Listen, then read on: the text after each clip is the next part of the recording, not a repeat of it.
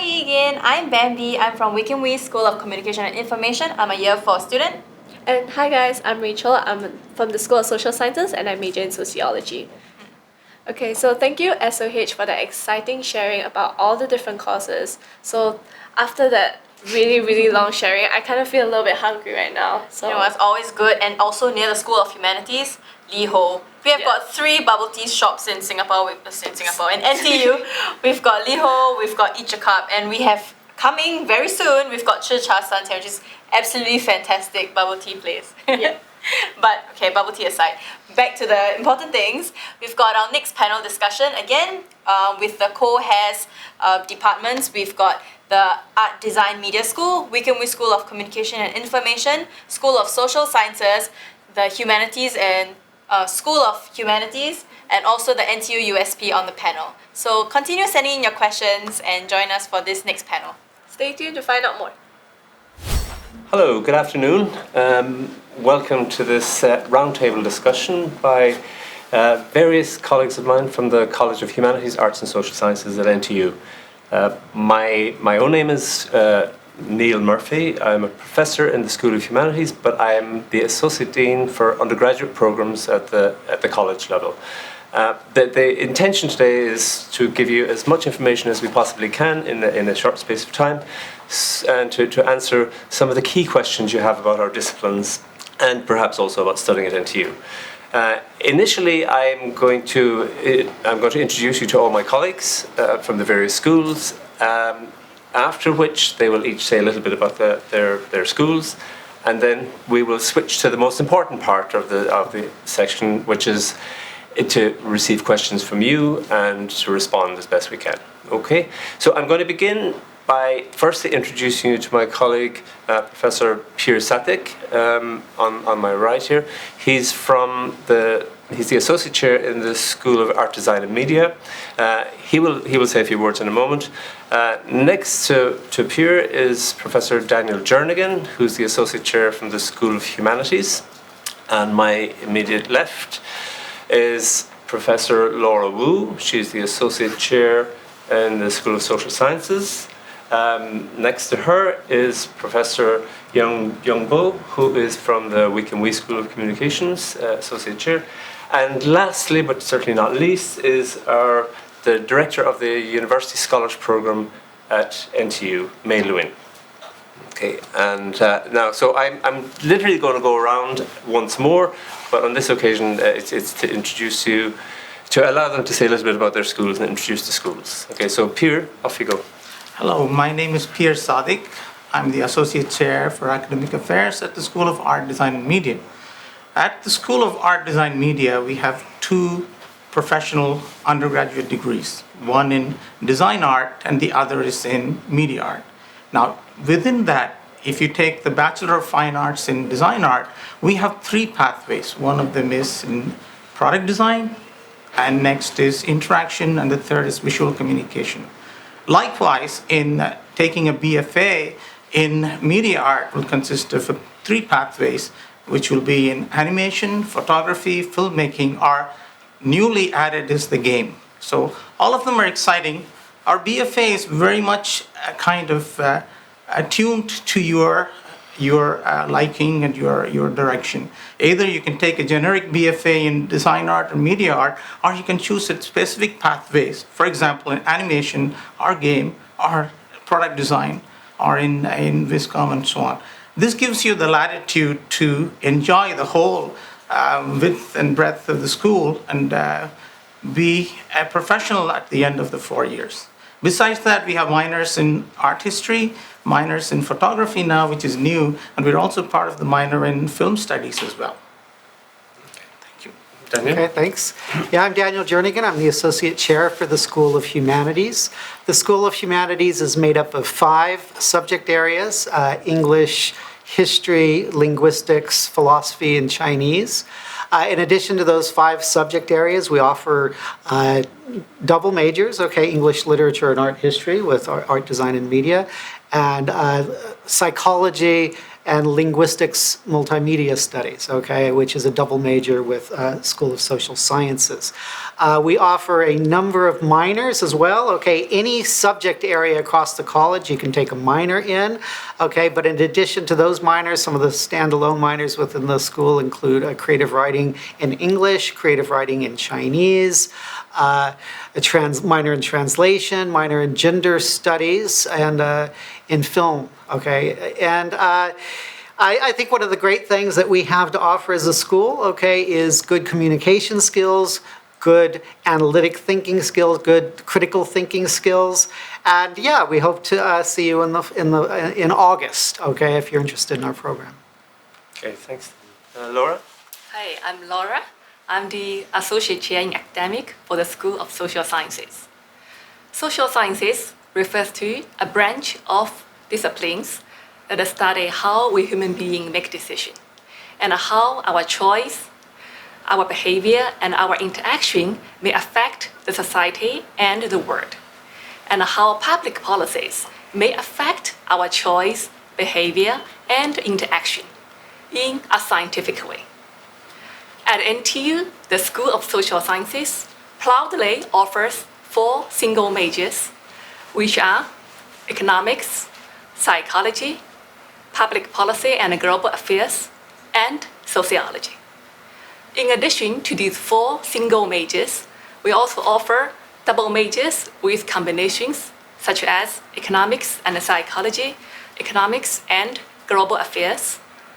And for those of you who are interested in School of Social Sciences, I would refer you to search NTU School of Social Sciences in YouTube channels. From last week, the communication office of our school have produced about 20 video clips for you to share very useful information. Yes, thanks, Laura. Bo? Hello, everyone.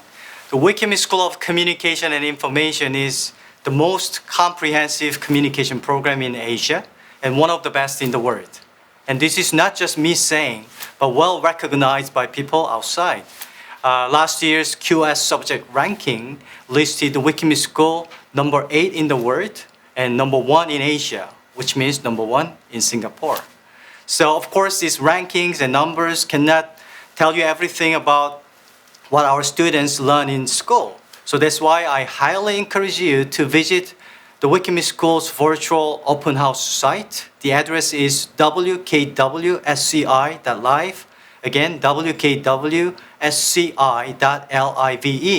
And go there and check out all the cool stuff, chat with our current students, and they will have a lot to say and share with you. And I guess that's very important. You talk to our students and see for yourself whether you can picture yourself in the WICAM School. If you can, then you're welcome to join us. Hi, good afternoon. I'm Mei Luen, and I'm the director of the NTUUSB, or the University Scholars Program. So I'd like to share with you just a little bit about NTUUSB and also how that applies if you are interested in the College of Humanities, Arts and Social Sciences. So the NTUUSB is a multidisciplinary liberal arts-based program that really provides a breadth of experiences to students who are coming in.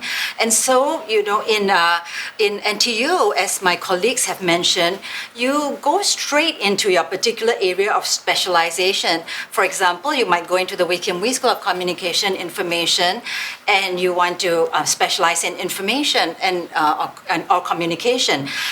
Or you might go into a School of Art, Design, and Media.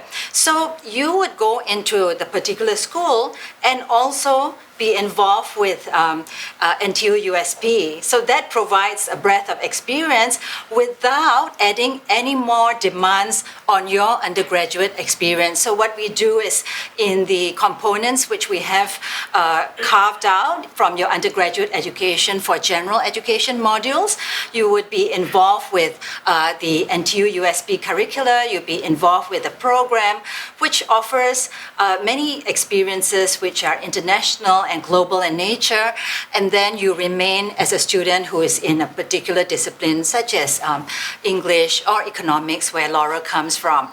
So that's how the NTUUSB works with the different schools from the college. Okay, thanks, May. I should say a little bit about the college as a sort of overall entity. The college level effectively works with the 4 schools to develop and design their programs and oversee education. But one thing I do want to sort of stress and clarify is that even though students apply for specific schools and majors, it's also important to remember that we are a college, and across the 4 schools there's an immense amount of cooperation and integration. So, for example, the course I teach at the moment, I have students from 3 different schools, from humanities, social sciences, and the art design media school, and this is quite common, in fact. Most of the students spend a large portion of their time working on their majors, but they're usually also taking courses in other disciplines. They like to take different electives. They take minors, second majors, etc. And of course, they can also take courses outside of our college. But I do, it's important to remember that there's a huge amount of integration across the college. And sometimes students wish to apply for transfers and this kind of thing. And all of this stuff within the college we're very receptive to. Okay, so I mean, with all of that, I mean, what I want to do now really is to switch the focus to you and to the kinds of things that you have to ask us, because we're always surprised every year with the kinds of things that you ask. Some things are very predictable, some things are not. So we're going to switch to the kind of questions as we receive them, as they're coming in from you at the moment. So the first question that appears before me is, how is NTU Humanities, Arts and Social Sciences different from NUS Arts and Social Sciences? Now, this is one of the predictable ones. We get this question every year, and completely understandably. Before I answer it directly, I'm going to answer it a little bit indirectly. I mean, first and foremost, I think our opinion here, and I'm sure our colleagues in NUS share this, is that there has never really been a better time to study humanities, arts and social sciences in Singapore. Partly because of the huge success of the universities via the rankings, various different research profiles, etc., but simply the range of offerings. If you go to any of the websites of our schools, you will see that we offer an immense array of courses, either at major level, second major, minors, etc.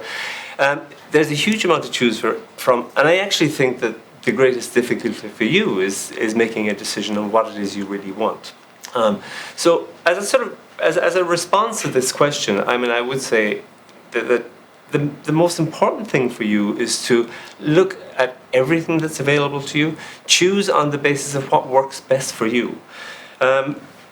More specifically, I think it's very important to do your homework and realize there are fundamental differences. To me, the most striking difference, of course, is that the NTU's Humanities, Arts and Social Sciences is not a direct replica of the kinds of material of disciplines that are offered in NUS. We have the only art design and media school in Southeast Asia at university level. The Week and We school is fundamentally different to the kind of communication studies that are offered at NUS. And humanities and social sciences also operate quite differently.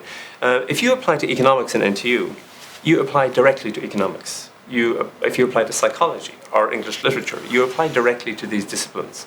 That is a fundamental structural difference, and I think it has a lot to do with the choices that students make over the years. If the students that come here tend to have a very clear idea of what it is they want, and therefore applying directly into the major of their choice is a very attractive option, I think, in general. The kind of side questions that is, if I apply to economics or Chinese studies or any of the other disciplines, and after one semester or 2 semesters I decide that I would like to actually do something else, am I locked in? And the answer is, in almost all cases, you're not locked in. We're very, very receptive, always have been at college, to students applying for transfers or shifts across disciplines. As far as we're concerned, we're here to try to work with you to maximize your potential. And if that means moving disciplines, we're completely open to that.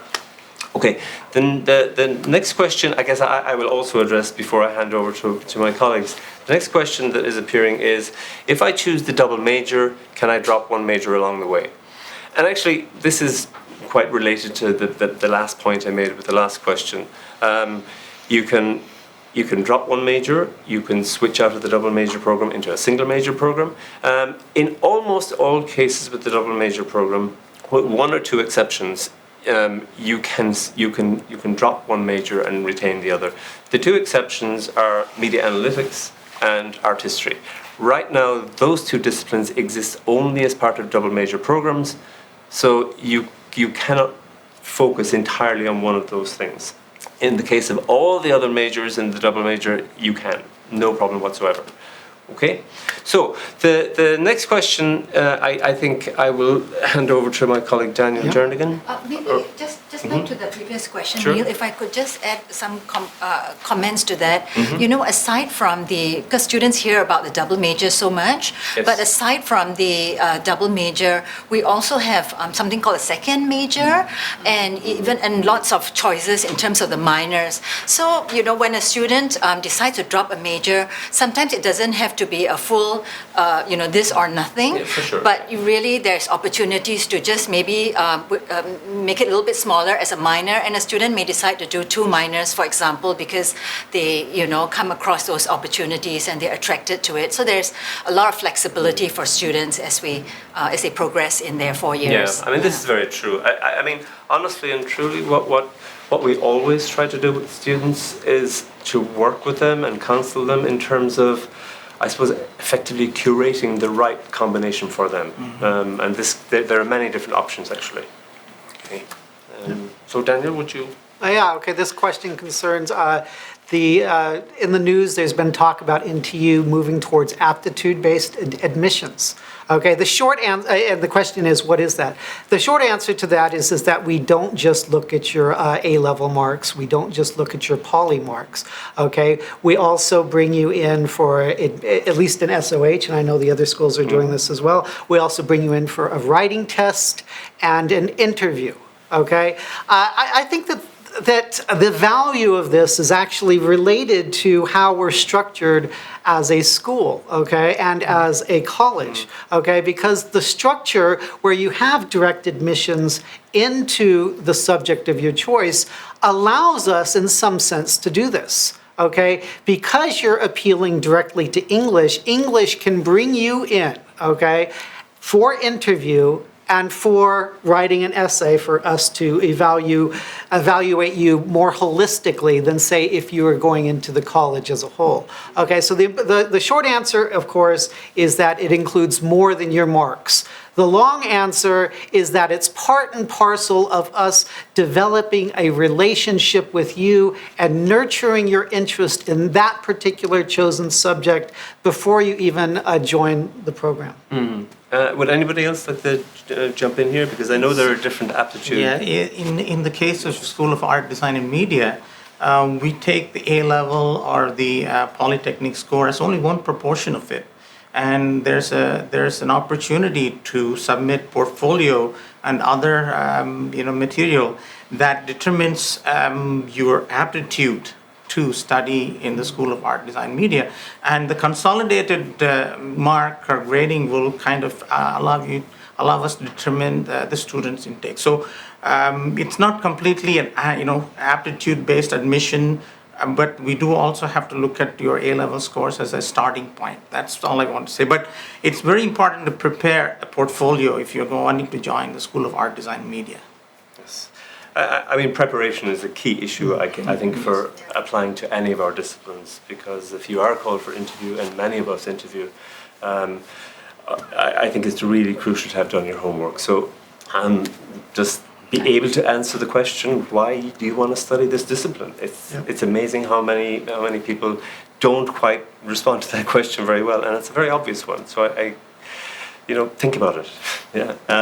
The next question I will direct to Mei Luin from USP. This is a very USP question. Yeah, and it's also a question that we receive very often, which is, how is the NTU USB different from the NUS USB? And, I've got to say that the students are very fortunate to have two very exciting scholars programs to choose from, the NUSUSB and the NTUUSB. We definitely have the same names. So often students are confused about what's the difference between the two. And maybe I talk about the similarity first. I think the similarity is that we share many of the ethos of NUSUSB, which is about global citizenship and believing that coming to university is not just to get a job, to be trained in a particular profession, but really to become global citizens and leaders of tomorrow. I think that's the base ethos of both the programs. But that's kind of where the similarity ends, and we are very different because we are NTUUSB, and our structure is built around what Neil has mentioned about the difference in our undergraduate education structure and the pedagogy, which is built around selecting and going into your areas of specialization very early on. So when you come in and you go into, like I mentioned, a particular area, economics, psychology, or even a double major, you then become involved or be a part of that school, and then you are also part of the NTUUSB family. So you've got kind of like your legs in two particular families, so to say, and and throughout the 4 years we kind of continue like that. So our core requirements are built around students being in the particular schools and then being also involved with some of our core curricular components. And then when our students go for overseas opportunities like our study abroad, we work very closely with each of the partner schools so that we know that if a student is from communication and they need to clear their communication modules, and at the same time they need to be open to the NTUUSB experiences, then we've got the partners, for example, in University of Pennsylvania or Bryn Mawr Haverford colleges in the United States, which will offer this duality in the programming and so on. So really, our students in NTUUSB have that kind of combination of the best of both worlds. Okay, thanks, May. Of course, the NTUUSB students also, they stay with USP throughout their 4 years, yes, which is that's right. That's right, and even beyond, right? Because we just had a function with the alumni, and it's interesting to see that the students who come from all our different schools, kind of going into the workplaces, and we keep close tabs on what they do. All very exciting. Yeah, just like you all. I'm going to switch focus now to ADM. We have a question coming in for ADM. Right. Since I mentioned portfolio, it looks like we have a question on portfolio. The question says that it looks like to get into ADM, I need a portfolio. And then the second part is, will there be an interview as well? As I mentioned earlier, besides your A-level or polytechnic scores, portfolio scores are very important. So the portfolio is not to look at if you have enough things that you have done and they're finished good. The portfolio looks for what have you got that we can build on and build a professional in a design art, an artist and a media artist in you. So if you go to our website or if you go to the YouTube and you look for NTU ADM, we have clearly stated what is our requirement for a portfolio and what are we looking for, what is required. What is more important that I must mention is that we have given clear instructions on what kind of media you could send it in, because most of the time you can send in nowadays through the internet and all that, but see that the format is correct so that we can open and we can see. The portfolios are not just looked at by one professor. We have every portfolio is looked at by 3 different professors, and we will make we grade it after that. So that forms a good proportion of your admission requirements. That means there are students in the past with just average or just good A-level or polytechnic scores who have got very good portfolio scores who have been able to get into ADM. But on the subject of do we have an interview as well, no, we have sufficient reason to believe that your portfolio speaks for yourself. And in the last 15 years, we've been able to find the right fit of good students to ADM as well. I think that kind of answers the question. Yeah, and this brings us back to the aptitude-based admissions as well. The aptitude, I guess, that ADM is looking for mostly would be linked to the portfolio, and then it's evident there, I think. Yes. Yeah. I mean, I see we now have another question, which is another comparison question, yet another one. This is a question which is for Week in We, I guess, so I'll switch to Bo. Right. So another, yes, comparison question. And of course, I can brag about the Wiki School whole day. That's how I feel, but of course I wouldn't do that. But instead of comparing the two schools head to head, let me just highlight what's so special about the Wiki School of Communication and Information. And then you can fill in the last mile by actually doing the comparison on your own, right? I guess that will help you to understand the difference between the two schools. So in the Wiki School, we have about 45 full-time faculty members and a number of part-timers from the industry, right? That allows us to cover a wide range of areas in communication, from journalism and multimedia to data analytics, data visualization, all these different areas, right? And then we have final year projects. So all our students need to do this honors thesis as a group of 3 to 4. And their final year project is in their area of interest specialization. And for example, in campaign FYPs, our students work with the actual client and do run the actual campaign and finish that with the evaluation. So they have this year-long experience of how people would do their work in that actual industry, right? And in addition to that, we have our internship incorporated into our academic curriculum. So all our year 3 students in semester 2 go out and do their internship for 22 weeks, which is about 6 months, right? And they're doing that not only just to learn from the industry, but also to fulfill their academic unit. So they need to submit their progress report and reflection to the school so that school supervisors work closely with them and also help them to do well in the industry, right? And our student and this internship company's ratio from the last year's information is 1 to 3.5. Of course, our students is 1 and the companies is 3.5. So our students have options to choose from a number of companies that they can do the internship. So all these things are very well structured for our students' experience and learn. And the Wiki School is of course well known for a good balance between hands-on skills and conceptual theories. So we have a number of courses that help students to learn hands-on skills like camera technique, lighting, and the writing technique skills, and so on. But also on top of that, conceptual skills that they can learn from the theory modules. So it's well balanced. And we have also the experiential learning components.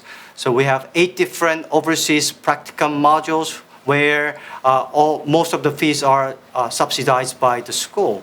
So our students can learn both in and outside of the classroom and well equipped for the disruptive environment outside. So I guess that's what's so special about the Wiki School. Okay. And indeed, there's lots special about the Wiki School. I mean, one of the points that Bo raised here is implicitly, I suppose, is the fact that the school is very dedicated to preparing people for the work. They're training young professionals basically and give them all the best opportunities. We're also seeing another question coming in, which is career related. So this is an economics related question, so I'll switch to Laura on this one. Sure. The question asks, what are the job prospects for economics degree and what do most graduates go on to work as? Now, I myself happen to be an economist, so I'm very glad to address this question. Sure. Okay, in general, students who graduate with an economics degree from NTU have a wide range of career options in both public sector, around 1/3, and private sector around 2/3. I happened to read the graduate employment survey published yesterday, and I read it with great interest, so I have fresh memory on the numbers. Last year, our econ graduates are able to get employed. 90% of them are able to get employed 6 months after graduation, and 80% of them got a full-time job. And the median monthly gross salary is about $3,400, which is very good. And if you look in detail, for the 1/3 of public employment, it's mainly in the sector which is called public administration and defense. And for the 2/3 private sector, the industry centers in financial and insurance, business and administration consultancy, and information and communication. And if you are interested in the particular job titles you might get, and these are investment advisor, financial analyst, management trainee, and business administration executives. So these are all very good jobs, very promising, interesting, and challenging to me. And I want to add on a bit more. The graduation employment survey was conducted in November 2019. And clearly there are some good news which may not be fully reflected in the survey.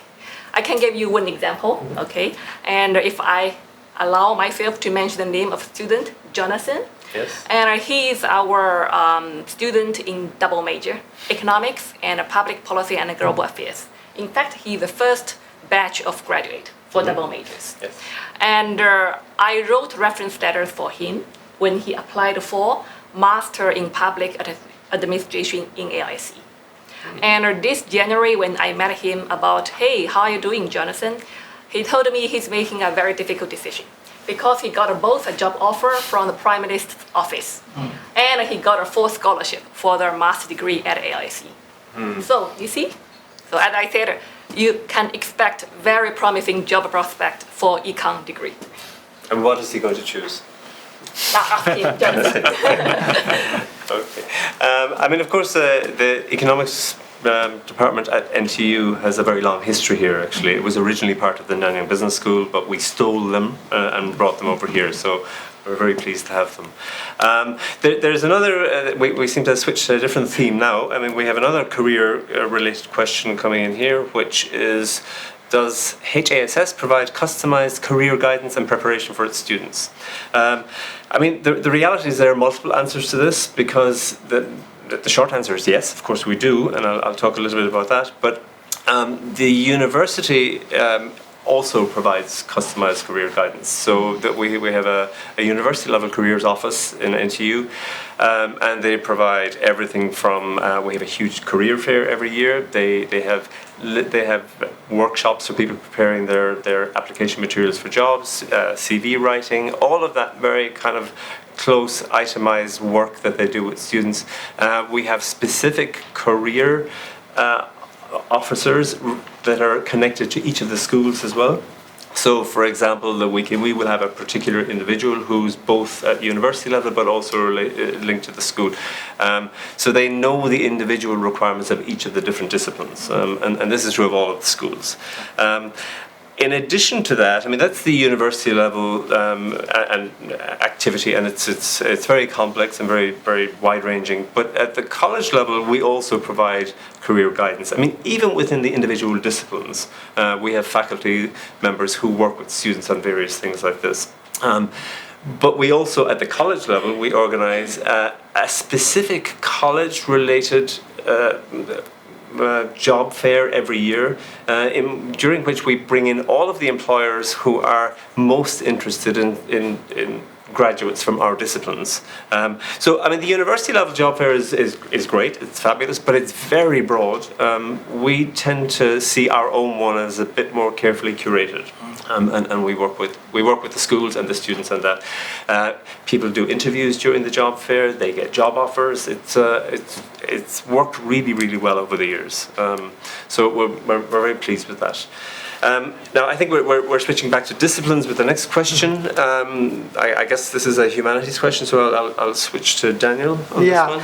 This question reads, for NTU English and Chinese, will literature be a very huge part of the course curriculum or more linguistics aspect? Okay, in the School of Humanities, we actually have a subject area specifically devoted to linguistics, and that's linguistics and multilingual studies. Okay, so for those doing English, it's actually very much English literature, and so all of the research and reading and courses are in literature kind of broadly understood, which would include reading fiction, poetry, drama, film, looking at film, cultural studies. Okay, so that answers for English. Okay, for Chinese, Chinese is a little bit different. Okay, because in some sense it's a mini school in and of itself. Okay, within Chinese you study a number of different subjects, each of which is represented elsewhere in the university just under English. Okay, so in Chinese you'll have Chinese history taught in Chinese. You have linguistics. Okay, Chinese linguistics. You have Chinese literature, you have Chinese creative writing. Okay, so in Chinese, yes, a portion of your studies is linguistics. In English, it's really devoted strictly to literature, and then we have a separate linguistics and multilingual studies subject area. Yeah. I mean, I suppose a related, it's not specific to this question, but it's related. NTU, of course, is also home to creative writing programs in both English and Chinese. And in fact, they're the only university level creative writing programs in Singapore, which we're very proud of, and we work very closely with the National Arts Council on those. Okay, I'm going to move back towards communication studies again. This is coming from a student who's already worried about the demands of being here. And so Bo? So the question is about the popular specialization in the communication studies and also about FYP, right? So in the Wickham School of Communication and Information, we have different specializations like journalism, broadcast and cinema studies, communication research and media analytics, and advertising and PR, public relations. So among these, the most popular specialization in the past few years has been advertising and public relations. So more than half of our students do the kind of campaign FYPs, and campaign is like creating certain messages in either the text or multimedia formats that could change people's attitudes and behavior, right? So that has been very popular choice of FYP topic in the past few years. And the question about, is FYP really tough? Well, then I have to say yes. Well, indeed, we are the world-class communication school, and you don't expect that you can just sit back and relax and just 4 years pass by and then you get the degree. No, it's not the case. I'm sorry about that. But of course, our students work hard with the very good guidance from world-class faculty members from the school. So we don't just leave our students alone and then, hey, you figure it out on yourself. It's not like that. So our FYPs, students work closely with their faculty supervisors, right? And then it's a capstone highlight of their education in the Wickham School. So our expectation is very high.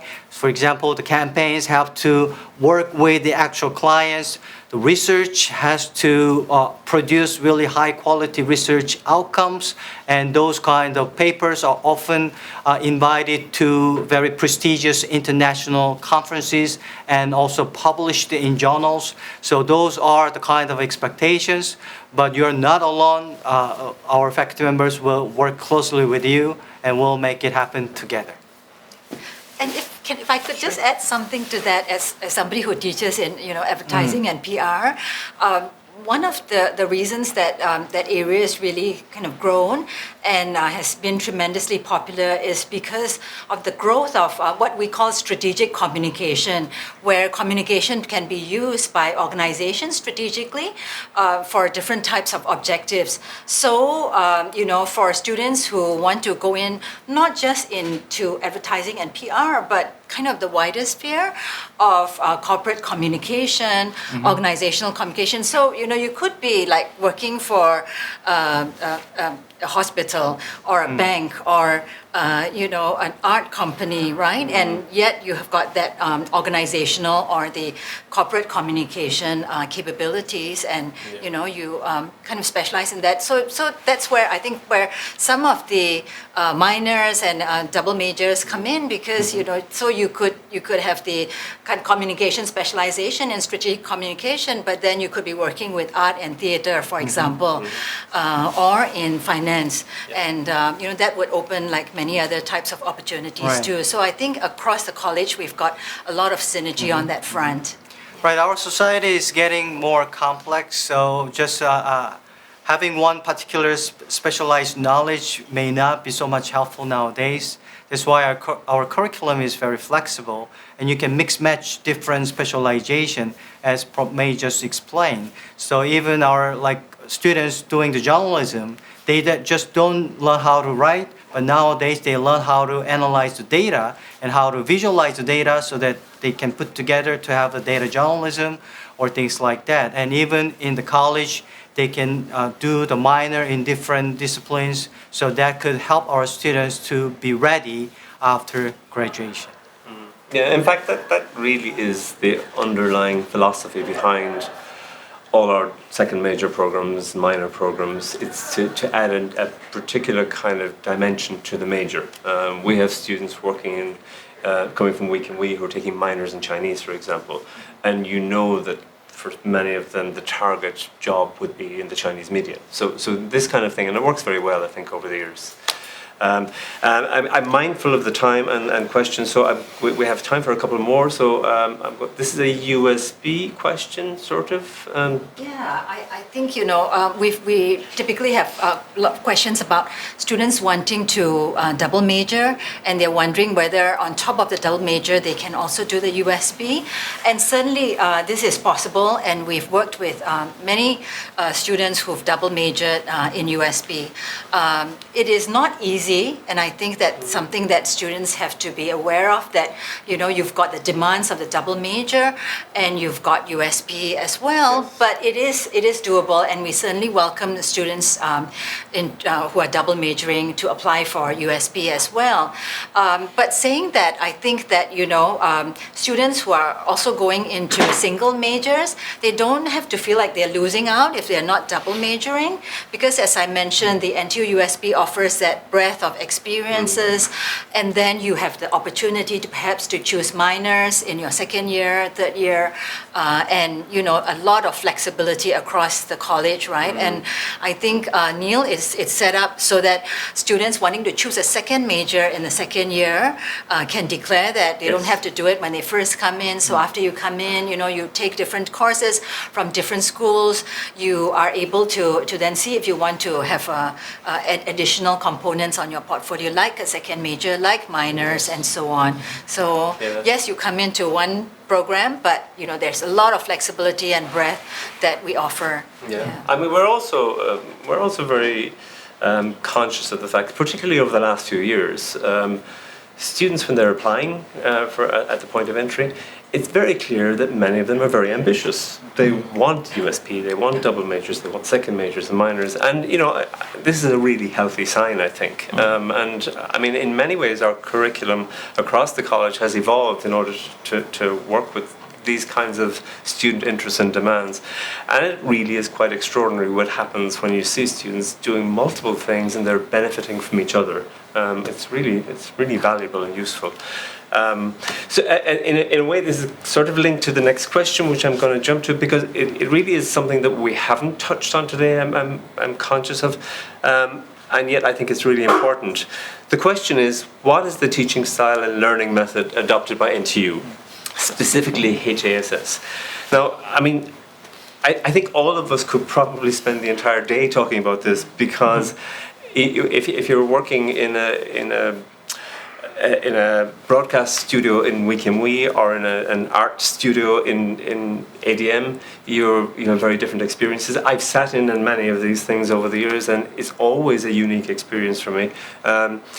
But I would say in general, and it's difficult to generalize because there's so much diversity, but one of the things I know that we're all deeply committed to and always have been is it's very difficult for a student to come to NTU HASS and graduate after 4 years without knowing their professors really well.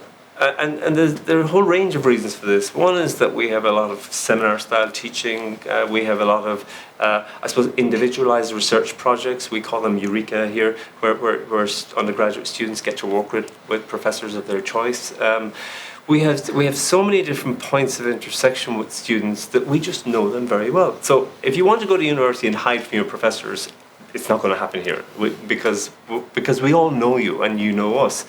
And I mean, to me, when I was an undergraduate student, I hardly knew my professors, and this is often the case. You have large classes, you're very distant from people. It simply doesn't work here, right? We know everybody. I mean, really and truly within our own close areas, and this is very valuable. We think it's hugely important in the nature of the disciplines we have. Humanities, arts and social sciences is all about engagement, discourse, and helping students to nurture students and grow over the years.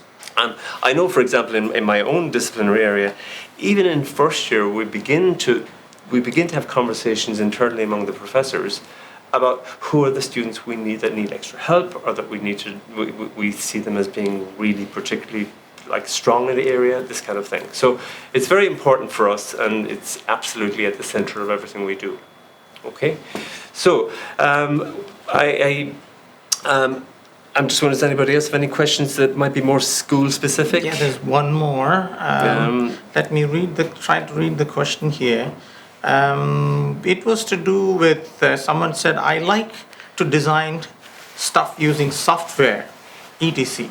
But I cannot draw well. Do you think I should still apply to ADM? You're perfectly correct. You should be applying to ADM because we're looking at digital media and digital design today. Now, someone like you, when you submit your portfolio, show your full length and breadth of your capability in design using software, right?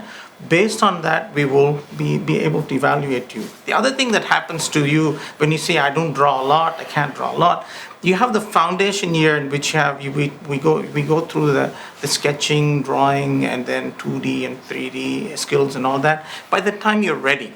But someone like you with software, there's this pathway of interaction, or animation, or game, for example, that will be much suited to you. So I wouldn't discount you not applying. You should definitely apply to ADM.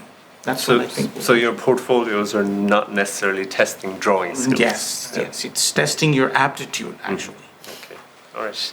Okay, we're switching to social sciences now. A question for Laura? We got a student, many students. They are interested in social sciences, and they would like to figure out more about sociology and psychology. Okay, great question. So in short, psychology is a science which studies human mind with regard to individual or a small group of people. Now, in contrast, sociology is a subject that studies social relationship and social norms, and what form these social relationships, social norms, and what are their consequences. And this applies to a large group of people. So that is the key differences for these two subjects. And of course, they also share a lot of in common. And this is also true for other social sciences in general. That is, we emphasize on critical thinking, theoretical reasoning, empirical analysis, and in particular, we emphasize on communication skills and interpersonal skills, which we think are all very important for students get education in today. Okay. Thank you, Laura. I'm afraid we're coming to the end of our session, and I would just like to close by saying that I hope you had some of your questions answered. If because there's a huge amount of questions coming in, we may not have been able to address everything. I mean, please feel free to email any of us. I mean, honestly, once again, we're always very open. We have students who are applying to NTU who simply turn up at our offices and come and chat with us. We're completely open for this. So please email us, keep sending in questions, and we'll do our very best to answer. Okay? And thank you very much. It's been a pleasure. Okay. Bye-bye.